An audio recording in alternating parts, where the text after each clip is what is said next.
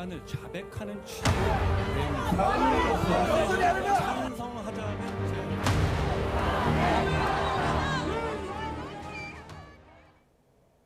뉴스타트 3부로 이어갑니다. 윤석열 대통령이 칩거를 깨고 대통령실에 나와 대국민 담화를 발표해 내란 혐의를 부인하며 수사와 탄핵에 정면으로 맞서겠다고 선언했습니다. 비상계엄 선포는 야당 때문에 이뤄진 일이며 대통령의 법적 권한이자 통치 행위라고 정당성을 강조했습니다. 조용성 기자의 보도입니다.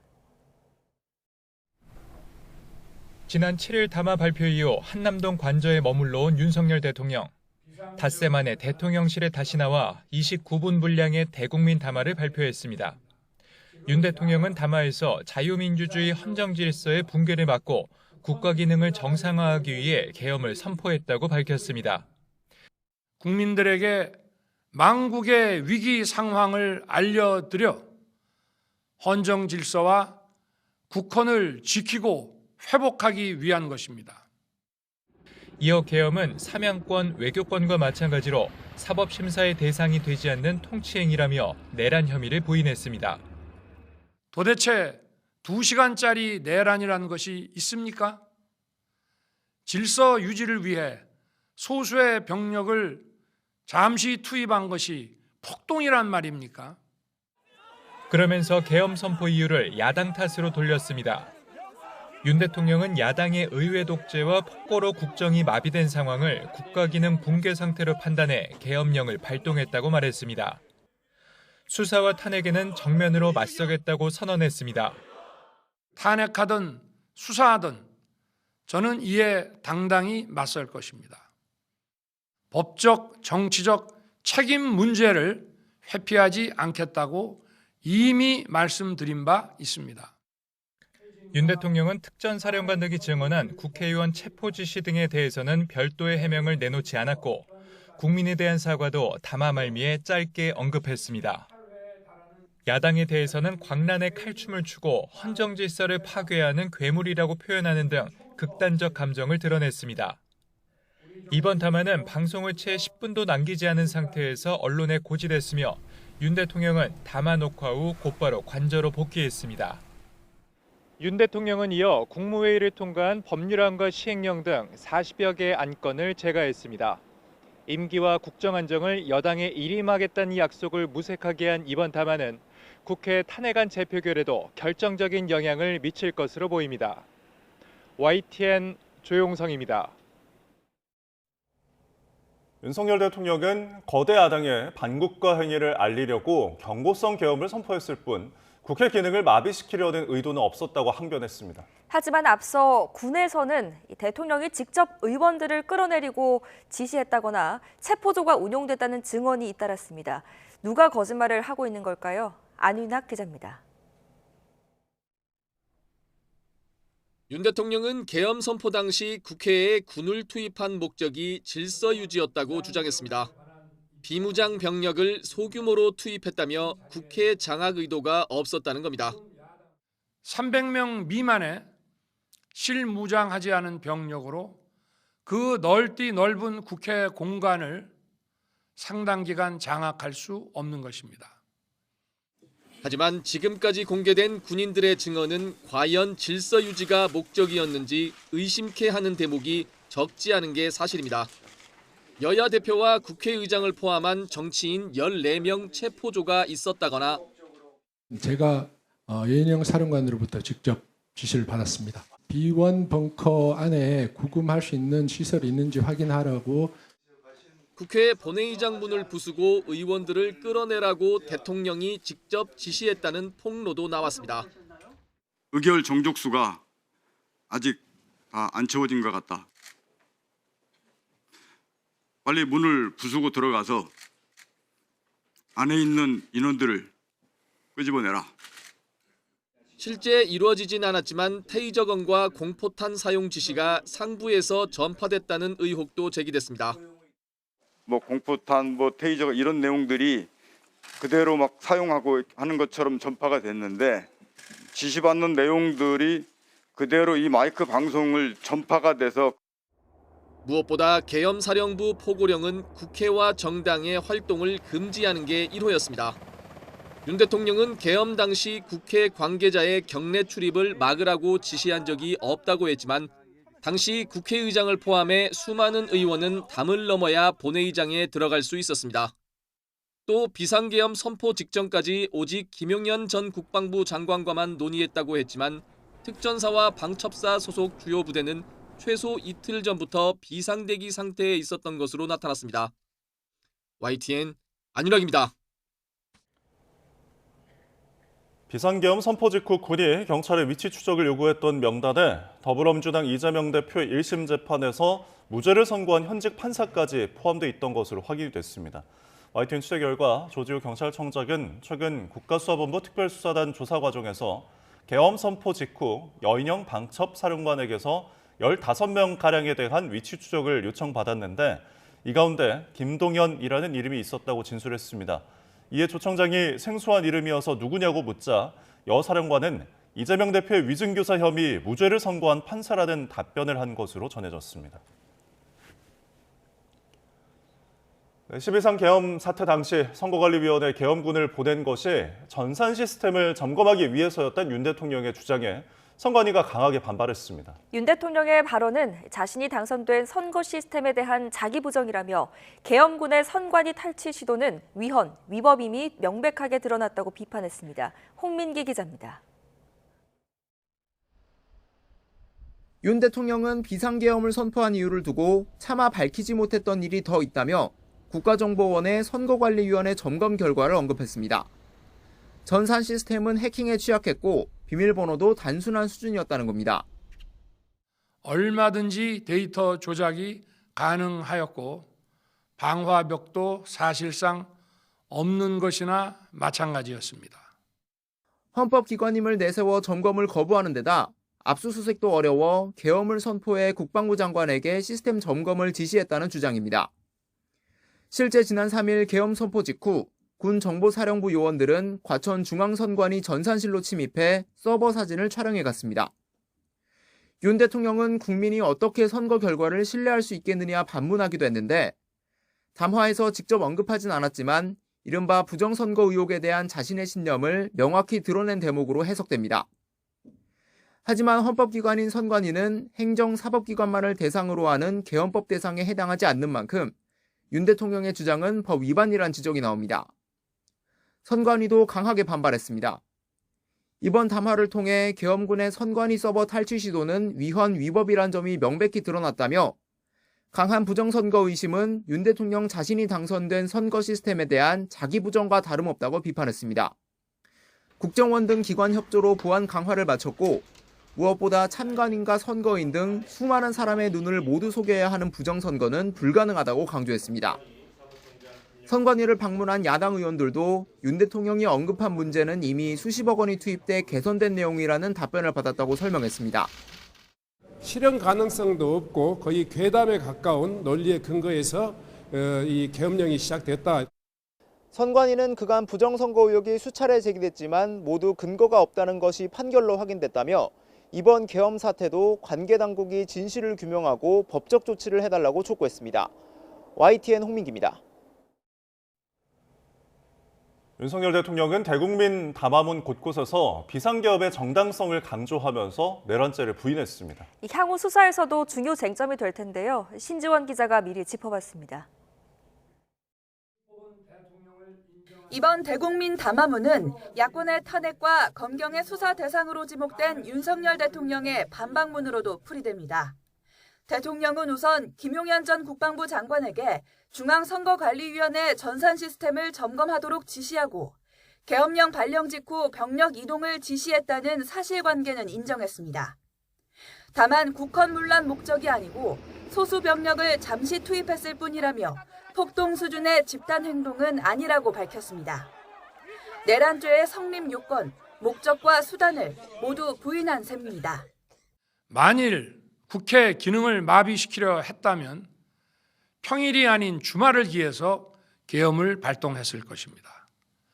사상자가 발생하지 않도록 안전사고 방지에 만전을 기하도록 하였고 그러나 국회에 계엄군이 진입한 상황에서 윤 대통령이 직접 특전사령관에게 전화해 구체적인 지시를 내렸다는 증언이 나오는 등 수사로 밝혀져야 할 부분이 많습니다. 윤 대통령은 또 계엄은 고도의 통치 행위라며 사법심사 판단 대상이 아니라고 강조하기도 했지만 계엄 선포 요건이 충족되지 않았다는 해석이 우세합니다. 77조 요건을 갖추지 않은 상태에서 비상계엄을 선포했기 때문에 그 자체가 위헌이고 위법이다. 이 점에는 달라질 게 없습니다. 윤 대통령이 법적, 정치적 책임 문제를 회피하지 않겠다면서도 계엄의 정당성을 설명하며 끝까지 싸우겠다고 밝힌 만큼 향후 치열한 법리 공방이 예상됩니다. YTN 신지원입니다. 비상계엄이 정당한 통치 행위였다는 윤 대통령의 대국민 담화에 여야 대표는 한 목소리로 비판의 발언을 쏟아냈습니다. 내란을 자백한 것과 마찬가지라며 탄핵 찬성을 촉구했습니다. 박기환 기자가 취재했습니다. 국민의힘 한동훈 대표가 조기 퇴진을 거부한 윤 대통령을 즉각 직무에서 배제하자는 입장을 발표한 직후 비상계엄은 정당한 통치 행위였고 그 이유는 야당의 입법 폭주였다는 대통령 대국민 담화가 나오자 한 대표는 불쾌한 속내를 감추지 않았습니다. 당 윤리위원회를 긴급 소집해 1호 당원 대통령 징계 여부를 심사하게 한 겁니다. 제가 그 담화를 보고 우리 당에 윤석열 대통령 제명 출당을 위한 윤리 소집을 긴급히 지시했습니다. 이어진 의원총회 공개 발언에서도 수위 높은 발언으로 탄핵안에 당론으로 찬성해달라고 목소리를 높였습니다. 지금의 상황을 반성하는 것이 아니라 지금의 상황을 합리화하고 사실상 내란을 자백하는 취지의 내용이었습니다. 윤 대통령 탄핵을 주도해온 민주당 역시 맹폭을 퍼부었습니다. 이재명 대표는 많은 국민을 참담하게 만들었다면서 탄핵이 왜 필요한지 윤 대통령이 스스로 보여줬다고 말했습니다. 대통령에 대한 탄핵, 직무정지는 정쟁이 아니라 국가와 국민의 생명 안전을 위해서 반드시 필요하다는 것을 본인이 직접 증명한 것입니다. 또 윤 대통령에게 군통수권을 단 1초도 맡길 수 없는 만큼 수사기관의 긴급 체포가 필요하다고 날을 세웠습니다. 이미 탄핵을 염두에 두고 헌재 변론 요지를 미리 낭독해 극우의 소요를 선동한 것입니다. 나아가 관련자들의 증거인멸을 공개 지령한 것입니다. 우원식 국회의장도 참담한 심정을 토로하고 국가적 불안정성을 최대한 빨리 정리해야 한다며 여야 대표 회담을 제안했습니다. 예정에 없던 대통령 담화에 여야 대표가 대통령 직무 즉시 배제를 한 목소리로 요구하는 가운데 오는 14일 2차 탄핵안 표결에서 이번 담화가 어떤 변수로 작용할지 주목됩니다. YTN 박견입니다. 야당은 오늘 오후 본회의를 열고 윤석열 대통령의 두 번째 탄핵소추안을 보고합니다. 보고된 탄핵안은 내일 오후 5시에 열리는 본회의에서 표결에 붙여질 예정입니다. 오늘 본회의에선 한덕수 총리 등 국무위원들을 상대로 비상계엄 사태 긴급 현안 질문도 이뤄질 예정입니다. 비상계엄 사태 이후 공석이었던 국민의힘 원내 사령탑에 이른바 원조 친윤으로 꼽히는 5선의 권성동 의원이 당선됐습니다. 한동훈 대표와 이른바 투톱 체제로 당을 이끌어가게 될 텐데 대통령 탄핵안 찬반 입장을 두고 합의점을 찾는 게 첫 번째 과제가 됐습니다. 김다연 기자입니다. 국민의힘 새 원내대표로 선출된 권성동 의원은 빠른 당 정비와 대통령 선거 준비를 취임 일성으로 내걸었습니다. 자신은 이른바 친윤으로 분류되지만 대통령에게 쓴소리를 아끼지 않아왔다는 점을 부각하며 한동훈 대표와의 소통 의지도 내비쳤습니다. 다만 대통령 탄핵 소추안은 반대, 그러니까 부결이 여전히 당론이라며 이를 바꾸려면 의원들 3분의 2 이상의 동의가 필요하다고 강조했습니다. 당론 변경을 할 것인지 아니면 당론을 그대로 유지할 것인지에 대해서 의원님들의 총의를 모아보겠습니다. 원내대표 경선 당일 대통령의 기습 담화까지 터지자 한 대표는 예정에 없던 기자회견을 열고 잇따라 수위 높은 발언까지 쏟아냈습니다. 대통령이 임기를 포함한 문제를 당에 일임하고 조기 퇴진하겠다는 대국민 약속을 어겼다며 의원들 앞에서도 처음 공개적으로 탄핵안 찬성 의사를 밝혔습니다. 저는 당론으로서 탄핵을 찬성하자는 제안을 드립니다. 장래는 술렁였고 이른바 친윤계로 분류되는 의원들은 고성에 삿대질까지 서슴지 않았습니다.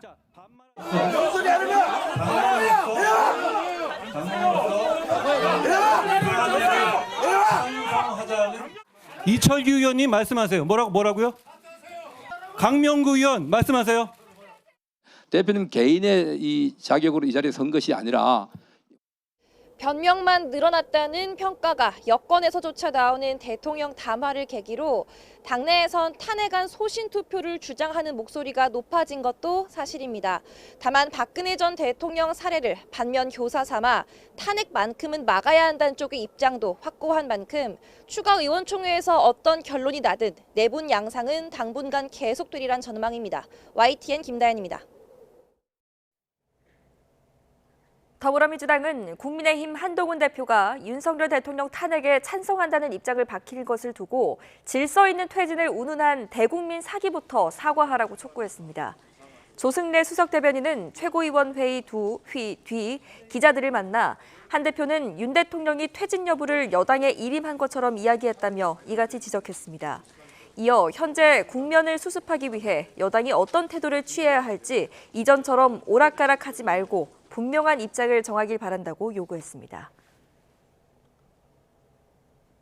저희 YTN은 앞서 경찰 특별수사단이 김용현 전 국방장관에 대한 압수수색 과정에서 핵심 증거물인 장관의 보안폰을 놓친 사실을 단독으로 전해드렸는데요. 경찰이 뒤늦게 추가 압수수색을 벌여서 이 보안폰과 통신 내역이 담긴 서버를 확보했습니다.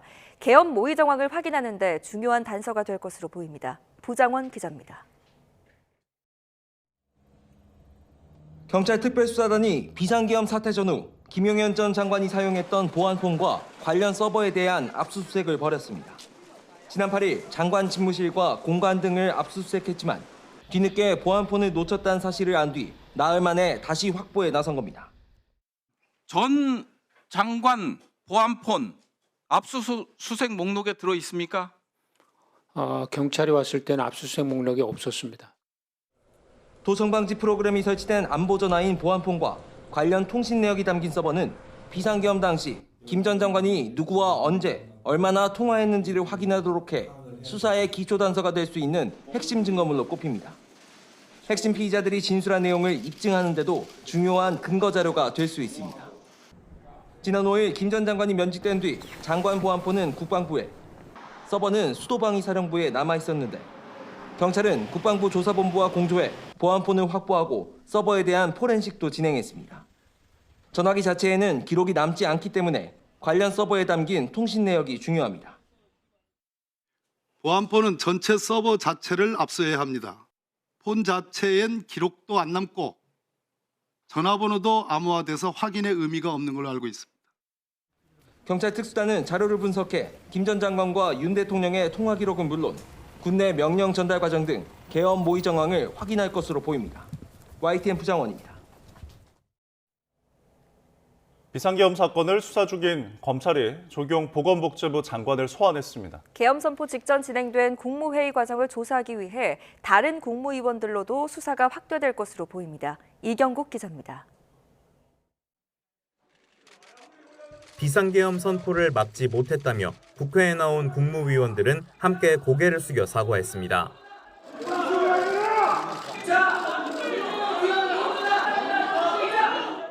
계엄 선포 과정 전반을 살펴보고 있는 검찰이 국무위원들로도 수사 대상을 넓히고 있습니다. 윤석열 대통령의 계엄 선포 직전 심의를 위한 국무회의는 단 5분 만에 끝났습니다. 당시 참석했던 국무위원들을 통해 회의에 절차적 문제가 있었다는 증언도 나왔는데 국방장관이 국무회의 석상에서 계엄 필요성 정식으로 건의했습니까? 없었습니다. 그러니까 아무런 심의도 하지 않았습니까? 네, 정식 심의는 없었습니다. 검찰은 조규홍 보건복지부 장관을 국무위원 가운데 가장 먼저 소환해 회의 당시 어떤 논의가 오갔는지 집중 조사했습니다. 포고령에 전공의 등 의료인 미복귀 시 처단하겠다는 내용이 담긴 경위와 윤 대통령 관여 여부도 추궁한 것으로 알려졌습니다. 검찰은 전현직 장관 등을 추가로 소환해 윤 대통령 수사를 위한 기초를 다지는 데 주력할 전망입니다. 검찰은 또 계엄 사태를 주도한 의혹을 받는 여인형 방첩사령관을 다시 불러 사전에 대통령의 지시가 있었는지를 추궁했고 수도방위 사령부에 대해서도 압수수색을 벌였습니다. YTN 이경국입니다. 비상계엄 사태에 동조한 혐의를 받는 경찰 고위 간부들의 구속 여부가 이르면 오늘 결정됩니다. 서울중앙지방법원은 오늘 오후 3시 내란 주요 임무 종사 혐의를 받는 조지호 경찰청장과 김봉식 서울경찰청장의 구속 전 피의자 신문을 진행합니다. 조 청장 등은 지난 3일 계엄 선포 당일 경력을 동원해서 국회 출입을 통제하는 등 내란에 관여한 혐의를 받고 있습니다. 더불어민주당이 발의한 박성재 법무부 장관과 조지호 경찰청장 탄핵소추안이 국회 본회의를 통과했습니다. 법무부 장관과 경찰청장 탄핵안이 국회를 통과한 건 헌정사상 처음으로 이들 직무는 헌법재판소의 파면 여부 결정이 나올 때까지 정지됩니다. 국민의힘은 당론으로 부결 방침을 정했지만 무기명 투표 결과 법무장관 탄핵안은 195명, 경찰청장 탄핵안은 202명이 찬성해 여당에서도 일부 이탈표가 나온 것으로 보입니다. 비상계엄 당시 계엄사령관 임무를 역임했던 박안수 육구 참모총장의 직무도 정지되면서 당시 핵심 역할을 했던 고위 장성들의 직무가 모두 정지됐습니다. 네, 이런 가운데 이번 계엄 사태에서 비껴간 합동참모본부는 대비태세를 점검하며 정치적 중립성을 강조했습니다. 박희재 기자입니다. 전 계엄사령관이던 박안수 육군 참모총장 직무가 정지됐습니다. 비상계엄 해제 이후 8일 만입니다. 그동안 군 당국은 박 총장이 군 병력을 직접 통솔하지 않았고 사실관계 확인이 필요하다며 인사조치를 미뤄왔습니다. 이번 인사조치 배경으로 검찰과 경찰을 비롯한 수사기관을 통해 확인된 혐의 사실이 나왔다는 설명입니다. 국회나 또 여러 기관들에서 확인된 사실이 이후에 또 명확히 확인된 그런 사실들이 계속 나오고 있어서 직무정지가 필요하다라고 하는 인원들에 대해서 저희가 추가적으로 단계적으로 해나가고 있는 것입니다. 이로써 특수전 사령관과 수도방위사령관, 국군 방첩사령관을 비롯해 직무에서 배제된 장성급 간부는 모두 7명, 계급장 별 개수로만 모두 17개입니다. 육군 참모총장 직무대행엔 3사관학교 출신인 고창준 제2작전사령관이 올랐습니다. 1989년에 임관한 대표적인 비육사 출신 장성으로 계엄에 참여한 핵심 군간부 상당수가 이른바 육사 출신이라는 대내외 지적에 따라 가능한 육사 출신을 배제하고 있다는 게 군 당국 설명입니다. 실제로 계엄 관련 인사조치가 먼저 단행된 사례 가운데 업무적인 연속성이 필요한 국군 방첩사령부를 제외하고는 특수전 사령관과 수도방위사령관에도 비육사 출신이 직무대행으로 임명됐습니다. 국방부 조사본부를 비롯해 여러 관계당국이 진행하고 있는 수사 상황에 따라 군 당국은 필요한 경우 추가적인 인사조치를 이어간다는 입장입니다. 이런 가운데 이번 계엄 사태에서 비껴간 합동참모본부는 김명수 의장 주관으로 대비태세 점검회의를 실시했습니다. 김 의장은 이 자리에서 군은 정치적 중립을 유지한 가운데 군 본연의 임무에만 집중할 것을 지시했습니다. YTN 박희재입니다. 윤석열 대통령이 비상계엄 선포 전 조지호 경찰청장과 김봉식 서울경찰청장을 만나 국회와 선거관리위원회, 더불어민주당 당사 등을 점령하라고 지시한 것으로 전해졌는데요. 실제로 지난 3일 밤 비상계엄 포고령이 내려진 직후에 경찰 수십 명이 민주당 당사에 투입된 장면을 YTN이 확보했습니다. 양동훈 기자가 단독 취재했습니다. 윤석열 대통령이 계엄령을 선포한 뒤인 지난 3일 밤 11시 15분쯤 서울 여의도에 있는 더불어민주당 당사입니다. 평소와 같이 조용한가 싶더니 잠시 후 경찰 수십 명이 우르르 몰려옵니다. 20명 정도 되는 경찰 인력이 당사 정문 앞 주차장에 들어섭니다. 갑자기 경찰들이 출입구 쪽을 막고 서 있는 모습에 당직자가 황급히 다가가는 모습까지 당시 민주당사 CCTV에 고스란히 담겼습니다. 이렇게 경찰분들이 오시는 경우는 없었습니다.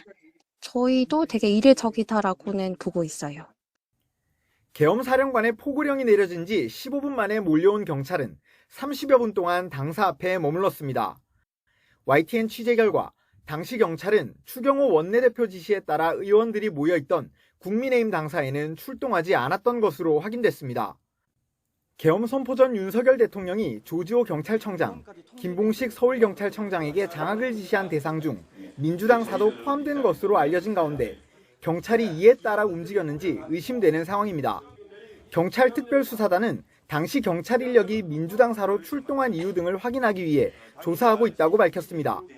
조 청장은 계엄 선포 직후 선관위에 경찰을 배치하도록 지시한 혐의도 받고 있는 가운데 국회는 물론 야당 당사에까지 경찰을 추가 배치하도록 지시한 경로와 배경에 대한 수사가 필요해 보입니다. YTN 양동훈입니다.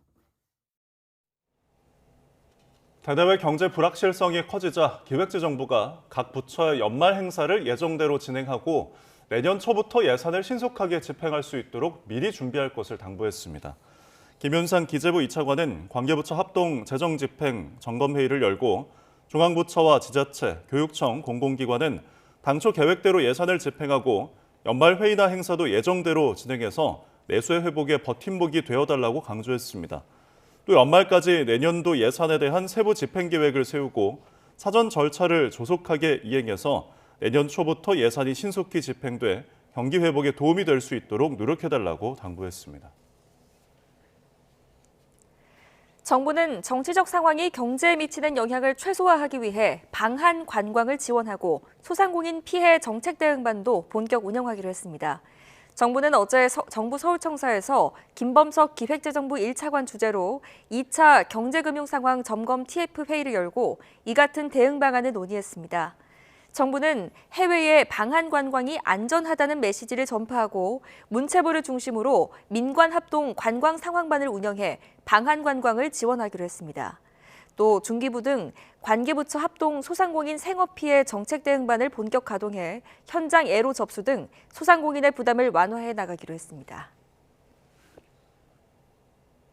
한국의 계엄 사태와 탄핵 정국이 길어지면 곧 출범할 트럼프 2기 정부에서의 한미 동맹에 악영향을 미칠 거라는 미국 전문가의 분석이 나왔습니다. 트럼프가 한국에 고율 관세를 부과할 게 뻔한데 제대로 대응하지 못할 것이란 우려도 제기됐습니다. 워싱턴 권준기 특파원입니다.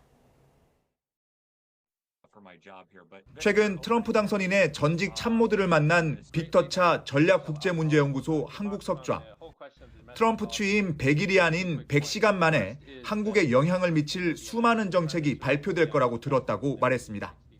It could have to do with troops in Korea. It could have to do with tariffs. It could have to do with the CHIPS Act. It could have to do with a whole bunch of things. And there's nobody at home in Korea. There's nobody there.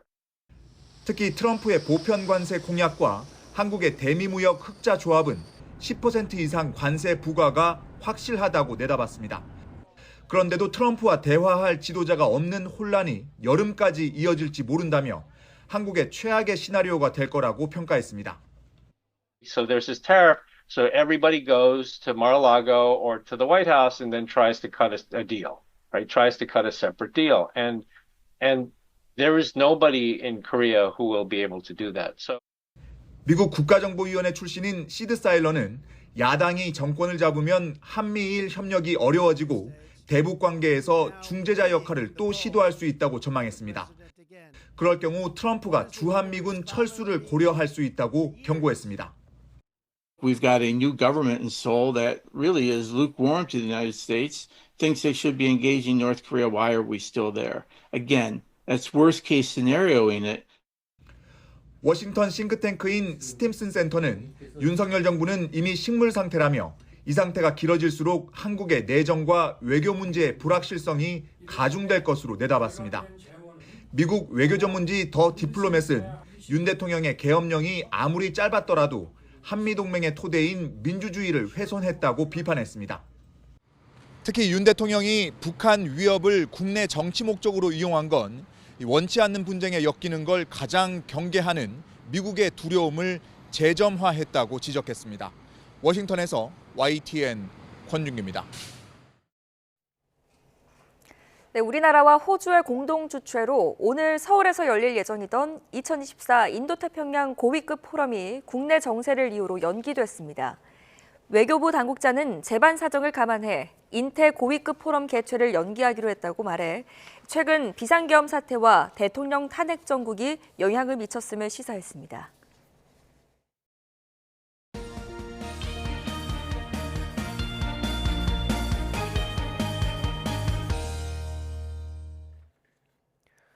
시청자 여러분께 유용한 건강 소식 알려드립니다. 매주 금요일에 전해드리는 건강픽 지금 시작합니다. 우리 혈액에는 과연 미세 플라스틱이 존재할까요? 국내 연구진의 연구 결과 성인 10명 중 9명꼴로 혈액에 미세 플라스틱이 있고 이런 미세 플라스틱은 혈액 응고에 영향을 미칠 수 있는 것으로 나타났습니다. 연구진은 특히 냉장고 안에 플라스틱으로 된 식품 용기가 50% 이상이라고 응답한 참여자에게서 혈액 내 미세 플라스틱이 유의미하게 높게 검출됐다고 밝혔는데요. 플라스틱 용기에 음식을 보관했다가 전자레인지로 돌려서 먹는 행위를 반복한다면 다량의 미세 플라스틱을 계속 섭취할 수 있는 겁니다. 이에 따라 연구진은 플라스틱 용기 사용에 주의를 당부했습니다.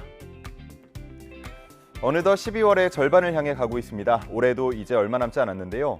혹시 아직 올해 스케일링 치료를 받지 않은 분이 있다면 서둘러 혜택을 챙기는 것이 좋겠습니다. 스케일링 치료는 연 1회 건강보험이 적용되는데요. 급여 혜택 제공 기간이 매년 1월부터 12월까지로 1년 단위이기 때문에 올해 남은 기간 스케일링을 받지 않으면 올해 보험 적용 기회는 사라지게 됩니다. 요즘 우체통은 어떤 역할을 하고 있을까요? 기본적으로 우편물을 수집하지만 역할이 점차 확대되고 있는데요. 올해부터는 폐의약품 회수 사업이 전국으로 확대 시행되면서 지난 10월까지 4만 건 넘는 폐의약품을 수거해 소각장으로 배달했습니다. 한편 지난달부터는 다 쓴 커피 캡슐 회수 사업도 시작해서 점차 확대하고 있는데요. 내 주위에 우체통이 어디 있는지 인터넷 우체국, 우체국 앱 등을 통해서 한 번씩 확인해 보는 것도 좋겠네요. 비만 치료제로 살을 뺀 것으로 알려진 일론 머스크가 미국인의 건강을 위해 비만 치료제 가격을 크게 낮춰야 한다고 주장했습니다. 비만 치료제를 저렴한 비용으로 제공하면 미국인의 건강과 수명, 삶의 질을 개선할 수 있다고 말한 건데요. 현재 미국의 공공의료보험은 당뇨나 심장질환 치료 목적으로 쓰는 경우 비용을 부담하고 있지만 체중 감량 용도로 사용할 경우에는 보험 적용을 금지하고 있습니다. 이번 주 주요 건강 소식 살펴봤습니다. 지금까지 건강픽이었습니다.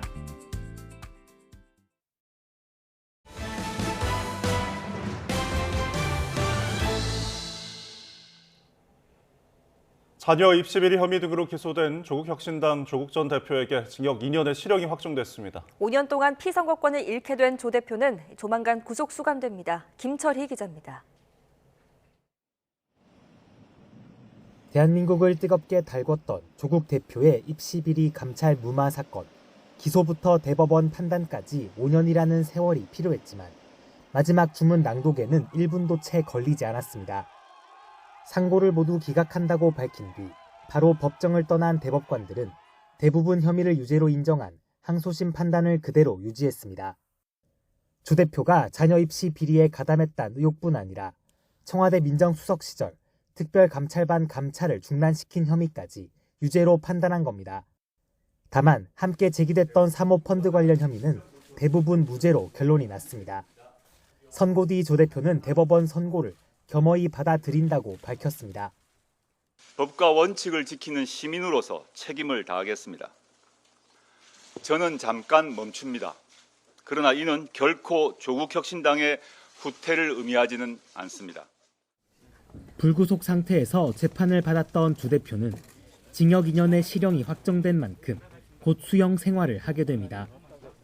검찰은 수감을 위해 조 대표에게 오늘까지 출석하도록 통보했는데 조 대표 측은 출석을 연기해달라는 의사를 밝힌 것으로 전해졌습니다.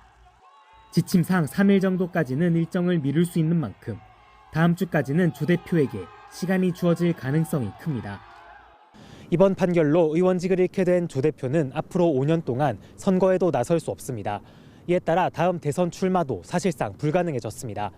YTN 김철입니다. 트럼프 미 대통령 당선인이 뉴욕 증시에 개장종을 울리면서 고향인 뉴욕에 화려하게 복귀했습니다. 트럼프는 미국에 돌아오는 기업에게 보조금을 주겠다고 공언했습니다. 뉴욕에서 이승윤 특파원입니다. 트럼프 당선인이 미국 시사 주간지 타임에 올해의 인물 선정을 기념해 뉴욕 증권거래소 개장을 알리는 종을 울렸습니다. 지난 5월 뉴욕 맨해튼 법원에서 성추문 입막음 돈 제공 관련 혐의로 유죄 판결을 받은 뒤 고향인 뉴욕에 화려하게 복귀한 셈입니다. 트럼프는 과거에 본 적 없는 경제를 일굴 것이라며 미국에 돌아오는 기업에 보조금을 주겠다고 선언했습니다. We are incentivizing everybody to come back to the United States. We want you back here. Car manufacturers, everybody. 또 세금을 내리고 석유 생산량을 늘려 물가를 낮추겠다는 공약을 다시 강조했습니다.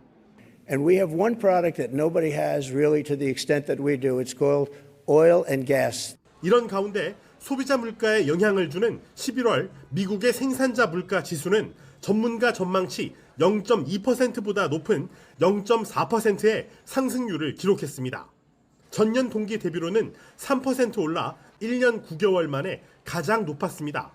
11월 들어 물가 상승률 지표가 예상치를 웃돌면서 미국의 인플레이션 둔화세의 지속 가능성에 대한 의구심이 커지고 있습니다. 트럼프의 관세와 감세 정책으로 인플레이션 발생 우려가 제기됨에 따라 미 연방준비제도는 내년부터 금리 인하 속도를 조절할 가능성이 제기되고 있습니다. 하지만 당장 다음 주에 금리 인하 결정을 내리는데 큰 영향을 주지는 않을 전망입니다. 뉴욕에서 YTN 이승윤입니다. 트럼프 미 대통령 당선인이 북한의 개입으로 우크라이나 전쟁이 복잡해졌지만 협상을 통해 조기에 전쟁을 끝낼 거라고 말했습니다. 그러면서 김정은 위원장과 잘 지낸다고 강조해 북미 회담 시도 가능성에 다시 무게가 실리고 있습니다. 워싱턴 홍상희 특파원입니다. 미국 타임지의 올해의 인물의 두 번째로 선정된 도널드 트럼프 미 대통령 당선인. 트럼프 당선인의 북한 언급은 지난달 25일 플로리다 마러라고에서 진행된 타임지와의 인터뷰에서 나왔습니다. 우크라이나를 포기할 것이냐는 거듭된 질문에 자신은 합의에 도달하고 싶다고 강조했습니다. And his answer really struck me. He says, well, part of getting to a deal means you don't abandon. So I think that President Trump signaled in that moment that in his efforts to sort of reach an agreement. 트럼프 당선인은 우크라이나 사태가 북한이 개입하면서 복잡해졌다며 자신이 김정은 북한 국무위원장을 잘 알고 매우 잘 지낸다고 말했습니다. 또 자신이 김정은 위원장이 제대로 상대해본 유일한 사람일 것이라고 덧붙였습니다. 복잡한 요인이 많지만 협상을 위해 마주 앉을 것이고 자신이 얼마나 좋은 일을 했는지 보여주겠다며 해결 의지를 강조하기도 했습니다. They have happened, and I want to get them solved. We have to get them solved because ultimately the power of weaponry today is the biggest threat we have, in my opinion. 트럼프 당선인이 대선 이후에도 김정은 국무위원장과의 친분을 강조하면서 북미 회담 가능성이 다시 제기되고 있습니다. 앞서 로이터 통신은 트럼프 당선인 측이 김정은 국무위원장과의 회담을 추진하는 방안을 논의하고 있다고 보도하기도 했습니다. 비상계엄 사태 이후 탄핵 정국에서 트럼프 당선인이 북한과의 조기 대화를 추진할 경우 우리나라를 패싱할 가능성도 우려되는 지점입니다. 트럼프 당선인이 우크라이나전 조기 종식 해법에 김정은 국무위원장을 언급하면서 북한, 러시아와의 관계 개선을 통해 중국을 고립시키려는 전략에 나설 것이라는 분석도 나오고 있습니다. 워싱턴에서 YTN 홍상입니다. 팔레스타인 가자 지구에 대한 이스라엘의 공습이 계속되면서 현지 시간 12일 최소 36명이 숨졌다고 로이터 통신이 보도했습니다. 가자 구급 당국과 하마스는 라파와 칸 유니스의 구호물자 운송 차량 호송대가 이스라엘의 공격을 받아 13명이 숨졌다고 밝혔습니다. 이에 대해 이스라엘군은 하마스 무장대원이 민간인에 배포돼야 할 구호물자를 가로채려 했다고 반박했습니다. 이스라엘을 방문한 제이크 설리번 미국 백악관 국가안보보좌관이 가자지구 휴전과 인질 석방 협상이 곧 타결될 가능성이 있다고 말했습니다. 설리번 보좌관은 현지 시간 12일 베냐민 네타냐후 이스라엘 총리를 만난 후 기자회견에서 타결이 안 될 수도 있지만 양측의 정치적 의지에 따라 타결될 수도 있다고 밝혔습니다. 또 네타냐후 총리가 트럼프 미 대통령 당선인의 취임까지 협상 타결을 미루고 있다는 관측에 대해서는 그렇게 생각하지 않는다며 총리에게 협상을 타결할 준비가 돼 있다는 느낌을 받았다고 말했습니다. 네, 이번에 출근길 날씨 알아보겠습니다. YTN 야외 스튜디오 연결합니다. 윤수빈 캐스터. 네, 윤수빈입니다. 현재 서울 기온 어떻습니까? 네, 오늘은 서울은 하늘에 구름 많은 가운데 어제보다는 추위의 기세가 한결 덜합니다. 현재 서울 기온은 영하 0.3도로 어제 같은 시각보다 3도가량 높은데요. 하지만 낮부터는 찬바람이 강해지면서 기온이 4도 선에 머무르겠고요. 체감상 더 춥게 느껴지겠습니다. 보온에 신경 써주시기 바랍니다.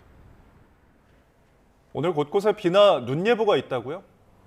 네, 오늘은 서울 등 서쪽 지방과 제주도를 중심으로 비나 눈이 내릴 텐데요. 오전에 서해안을 시작으로 점차 그 밖에 서쪽 내륙으로 확대하겠습니다. 이 지역에 계신 분들은 우산을 챙기시는 게 좋겠습니다. 예상되는 적설량부터 살펴보도록 하겠습니다. 충남 내륙과 전북 동부를 중심으로 대설 예비특보가 내려진 가운데 오늘 저녁까지 최고 7cm 이상의 많은 눈이 내려 쌓이겠고요. 낮부터 강하고 무거운 눈이 집중될 것으로 보여서 주의가 필요합니다. 또 제주 산간에는 내일까지 최고 10cm, 울릉도와 독도에는 최고 30cm의 큰 눈이 내리겠고요. 서울 등 그 밖의 수도권에는 1cm 안팎의 눈이 예상됩니다. 자세한 지역별 현재 기온도 알아보겠습니다. 세종 영하 1.2도, 전주는 0.2도로 대부분 어제 같은 시각보다 높습니다. 하지만 낮부터는 강한 한기가 남하하며 서울 4도, 대전은 5도 선에 머무르겠고요. 찬바람의 체감온도는 이보다 1에서 3도가량 더 낮겠습니다. 이번 눈비는 오늘 저녁이면 대부분 그치겠지만 호남 서해안과 제주도는 주말인 내일까지 이어지겠고요. 또 내일은 서울 아침 기온이 영하 4도까지 떨어지며 이번 겨울 들어 가장 추운 날씨가 예상됩니다. 이번 휴일에는 충남과 호남에 또 한 차례 비나 눈이 내릴 전망입니다. 오늘 오후부터는 날이 더 추워지면서 서쪽 지방 곳곳으로 내리는 눈비가 얼어붙는 곳이 많겠습니다. 빙판길에 각별히 유의해 주시기 바랍니다. 지금까지 서울 상암동 야외 스튜디오에서 YTN 윤수빈입니다. 이상으로 뉴스타트를 마칩니다. 시청해 주셔서 고맙습니다.